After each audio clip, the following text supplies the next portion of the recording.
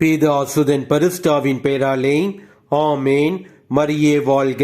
என்ற வார்த்தை நான் மன்றாடிய நாளில் எனக்கு செவிசாய்த்தீர், என் மனதிற்கு வலிமை அளித்தீர். As soon as I pray, you answer me, you encourage me by giving me strength. திருப்பாடல்கள் அதிகாரம் 138 வசனம் 3.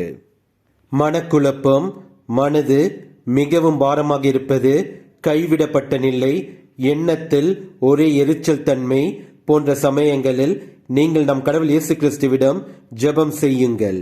உங்கள் எண்ணமும் உங்கள் மனதும் நம் கடவுள் இயேசு கிறிஸ்துவின் அருளால் வலிமை அடைவதை உணர்வீர்கள்.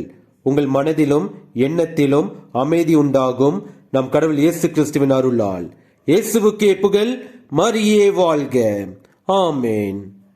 வாழ்வோர் அனைவரின் தாயே, வானுலகை அடையும் வழியே, வாழ்வோர் அனைவரின் தாயே, மக்கள் இஸ்ராயேலின் தாரகையே, மக்கள் இஸ்ராயேலின் தாரகையே, வானோர் துடிக்கும் இறைவனின் தாயே, ஞானம் நிறை கன்னிகையே, நாதனை தாங்கிய ஆலயமே, ஞானம் நிறை கன்னிகையே.